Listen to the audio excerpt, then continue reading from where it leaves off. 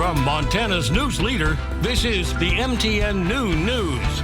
Good afternoon and thanks for joining us on the New News. I'm Diane Parker. Miller has our Monday forecast, plus a foodborne illness strikes Billings. But first, our top story.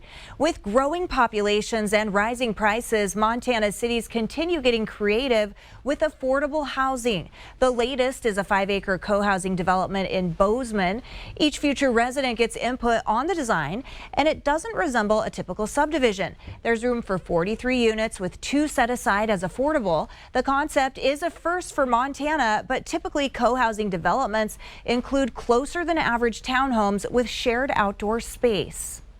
Because I've just worked as another member with all the other people who want to live together to create our dream community. You know, everything that you would typically see in a normal residential home. We have a fully, functioning kitchen. We have our own backyard. It'll be, fenced in. So we have private outdoor space. And not including the 2 affordable units, the townhouses will cost between $300,000 to $700,000. The first new tram in the entire United States since 2008 is being built at Big Sky Resort. MTN's Kristen Merkel takes us to the ski hill. I'm here at the top of Lone Peak where construction is underway for the new tram. And as you can see, construction workers are hard at work right behind me, and it is set to open in time for next year's opening day. Just really excited to see this, and I want to make sure I don't mess it up, so get this thing open by Thanksgiving. The original Big Sky Tram was built in 1995. The new tram construction is the first new tram being built in the United States since 2008. Project manager Yash Rosinski says working on this project means a great deal to him. Definitely a dream job. I had no idea that it was since 2008 that a tram hasn't been built here, so I knew I was lucky, but I didn't know I was that lucky. Lone Peak is the highest scenic overlook in Montana. The new tram will have larger cabins for both skiers and scenic rides. The new tram will add 600 vertical feet to the ride, and you can expect to reach the peak in under 4 minutes. A gondola will later be added for non-skiers to be able to leave from Mountain Village to the peak.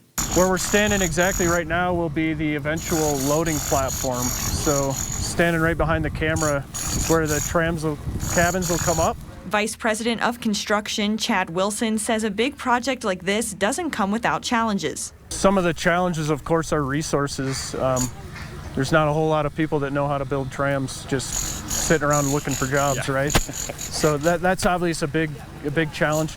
Also, too, like the geotechnical aspect of it and figuring out where a foundation can be set was super challenging.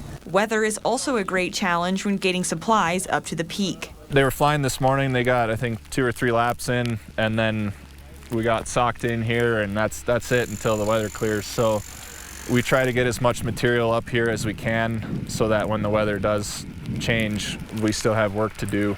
The tram will operate this 2023-2024 ski season without an enclosure at the top. The following year is when that will be finished with new scenic additions. There'll be a glass viewing platform. Walk out on it. With a glass floor that you can kind of overlook the big couloir.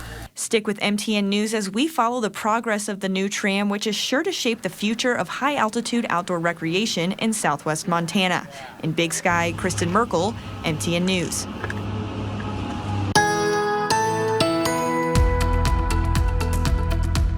Happy Monday, everybody. Hopefully the work week treating you good so far. Take a look at our local forecast in just a bit, but first, what's going on across the 48? Well, in the west into the central portions of the U.S., above normal temperatures today.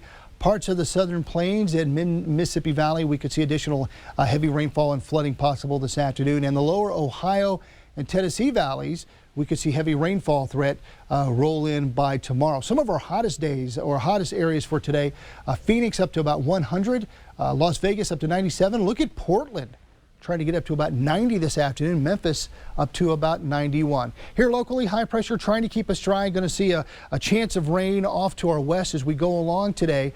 We'll have a complete look at the forecast coming up here in just a bit.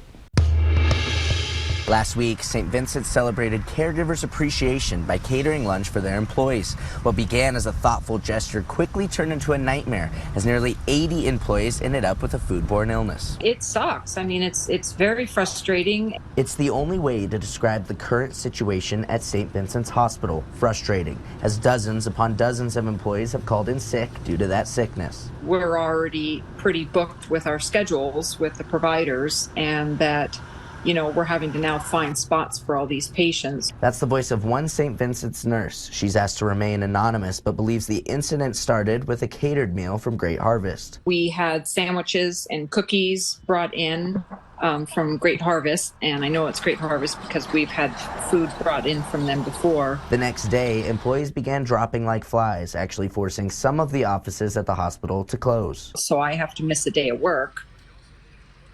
And then that has to put my job on other people's shoulders who are already busy with everything that they have to do during the day. Great Harvest is unfortunately closed on Sundays and couldn't be reached for comment, but according to a statement released by St. Vincent's, an investigation has begun, saying, quote, "A gastrointestinal illness has impacted a number of our caregivers. At this time, we believe that illness is from an external source. We are partnering with Riverstone Health for the outbreak investigation." They sent us all, anybody that had been sick, they sent us a survey of what we ate, when we ate it, what our symptoms were, and when we started getting sick.